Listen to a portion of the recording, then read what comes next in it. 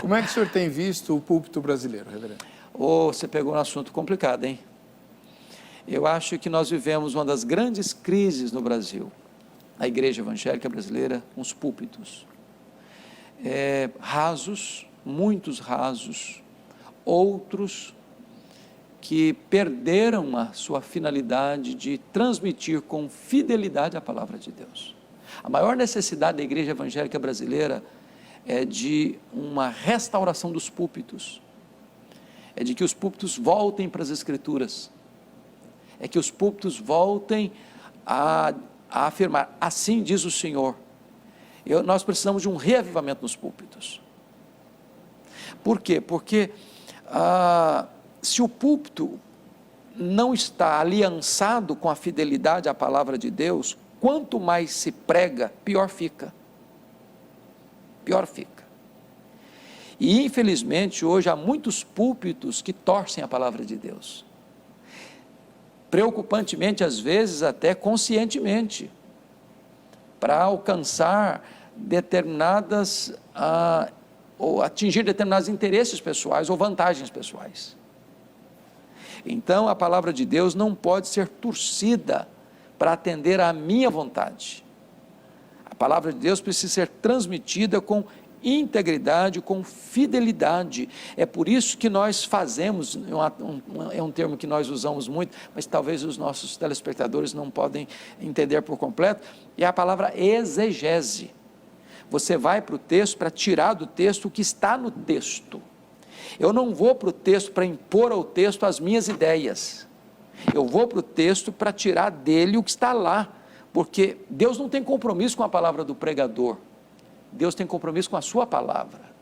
O que tem a promessa de não voltar vazia não é a palavra do pregador, é a própria palavra de Deus.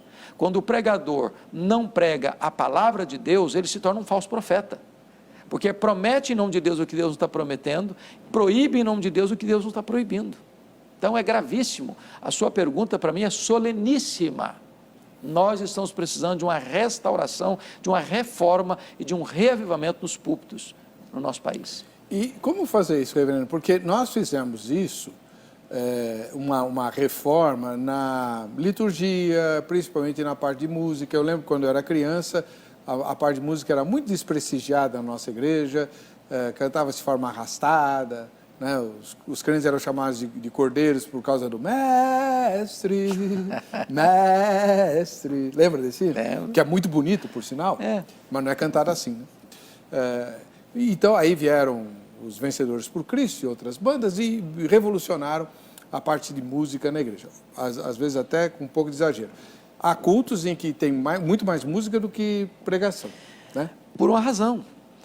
Por exemplo, quando a pregação é fraca, outra coisa é para você preencher esse vazio, esse espaço. Então, você sabe, quando você chega numa igreja, eu prego em muitas igrejas, diversas denominações, eu chego, imediatamente eu tenho um diagnóstico, se esta igreja é uma igreja que está acostumada com o cardápio da palavra de Deus ou não. Quer um exemplo? Você chega, abre o texto para pregar, e leia o texto, terminou de ler, o povo faz isso aqui, ó. Você pode saber que essa igreja não está acostumada com Bíblia. Ela não vai, ela não tem expectativa de que o pregador vai pegar aquele texto que leu e vai expor aquele texto, porque tem pregador que lê o texto, vai embora o texto, nunca mais volta para o texto. Então, uma igreja acostumada com a exposição da Bíblia, ela vai acompanhar, e aí é maravilhoso, porque o pregador, se ele não pregar com fidelidade, o povo vai perceber, não, o pastor está pregando uma coisa aqui que não está aqui, mas não é isso que o texto está dizendo. Então nós precisamos ensinar o nosso povo a amar a palavra de Deus, expondo a palavra de Deus, para que quando terminar o sermão, o povo não esteja, que pregador fantástico. Não, a questão não é essa, que texto maravilhoso, que verdade gloriosa, que Deus sublime. Então não vai se encantar com o pregador, vai se encantar com a pregação.